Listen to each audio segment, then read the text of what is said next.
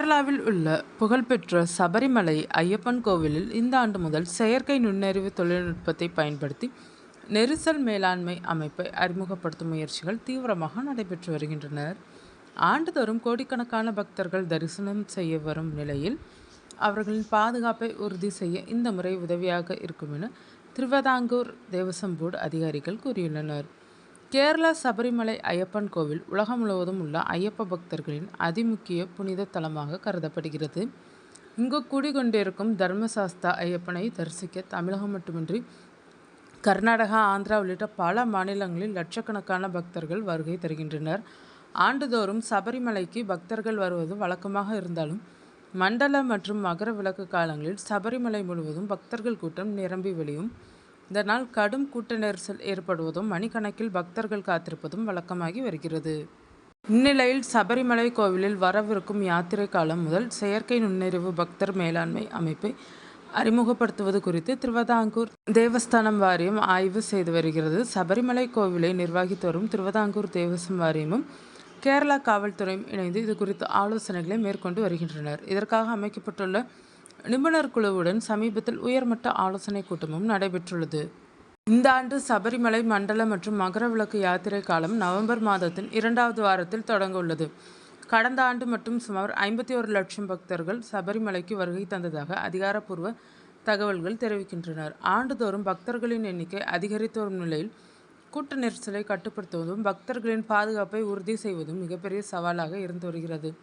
இதனை கருத்தில் கொண்டு டெல்லி, சென்னை மற்றும் மும்பையை சேர்ந்த 3 முன்னணி செயற்கை நுண்ணறிவு தொழில்நுட்ப நிறுவனங்கள் தங்களது திட்ட முன்மொழிவுகளை நிபுணர் குழுவிடம் விளக்கியுள்ளனர். இந்த ஆலோசனை கூட்டத்தில் தேவசம் வாரிய அதிகாரிகள் மற்றும் காவல்துறை உயர் அதிகாரிகளும் பங்கேற்றனர். இந்த திட்டம் தொடர்பாக அறிக்கை தயாரிக்கும் பொறுப்பு வழங்கப்பட்டுள்ள பத்தனம்திட்டா மாவட்ட காவல் கண்காணிப்பாளர் ஆனந்த் கூறுகையில், சபரிமலையின் தனித்துவமான புவியியல் அமைப்பை கருத்தில் கொண்டு கட்டம் கட்டமாக செயற்கை நுண்ணறிவு தொழில்நுட்பம் அறிமுகப்படுத்தப்படும் என்று தெரிவித்தார். சபரிமலை அடர்ந்த வனப்பகுதிக்குள் அமைந்துள்ளதால் வழக்கமான நகர்ப்புற கண்காணிப்பு அமைப்புகளை அங்கு பயன்படுத்த முடியாது. அதற்கேற்ற வகையில் தனிப்பட்ட தொழில்நுட்ப தீர்வுகள் உருவாக்கப்பட உள்ளனர். இதன் மூலம் பக்தர்கள் பாதுகாப்பாகவும் சிரமமின்றியும் தரிசனம் செய்யும் சூழல் ஏற்படும் என்று அதிகாரிகள் நம்பிக்கை தெரிவித்துள்ளனர். குறிப்பாக சபரிமலையில் காணாமல் போகும் நபர்களை விரைவாக கண்டுபிடிப்பதற்கும் இந்த தொழில்நுட்பம் உதவும் என கூறப்படுகிறது. அதேபோல் 26 வாகன நிறுத்தமிடங்களில் இருந்து பக்தர்கள் நகர்வதை மனித தலையீடு இல்லாமல் கண்காணித்து ஒழுங்குபடுத்தவும் இந்த அமைப்பு உதவும். தற்போது திருவிழா காலங்களில் ஆயிரக்கணக்கான காவல்துறை பணியாளர்கள் பாதுகாப்பு பணியில் ஈடுபடுத்தப்படுகின்றனர். புதிய தொழில்நுட்பம் அறிமுகமானால் காவல்துறையினரின் பணிச்சுமையும் கணிசமாக குறையும் என எதிர்பார்க்கப்படுகிறது. இந்த செயற்கை நுண்ணறிவு அடிப்படையிலான கூட்ட மேலாண்மை அமைப்பில் நவீன கேமராக்கள், ட்ரோன்கள் மற்றும் புவியியல் தகவல் வரைபட தொழில்நுட்பங்கள் பயன்படுத்தப்பட உள்ளனர்.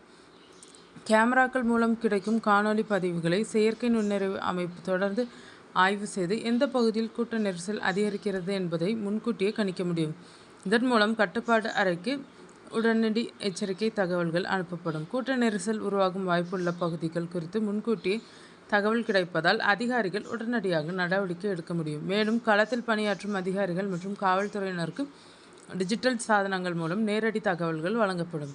சபரிமலையில் ஒவ்வொரு ஆண்டும் பக்தர்கள் எண்ணிக்கை அதிகரித்து வரும் நிலையில் தொழில்நுட்ப உதவியுடன் பாதுகாப்பை மேம்படுத்தும் இந்த முயற்சி முக்கிய முன்னேற்றமாக பார்க்கப்படுகிறது. குறிப்பாக கூட்ட நெரிசல், பாதுகாப்பு சவால்கள் மற்றும் அவசர நிலை சூழல்களை சமாளிப்பதில் செயற்கை நுண்ணறிவு தொழில்நுட்பம் முக்கிய பங்காற்றும் என அதிகாரிகள் நம்புகின்றனர். இதனால் வரும் யாத்திரை காலத்தில் சபரிமலைக்கு வரும் பக்தர்களுக்கு மேலும் பாதுகாப்பான மற்றும் சீரான தரிசன அனுபவம் கிடைக்கும் என்கின்றனர் அதிகாரிகள்.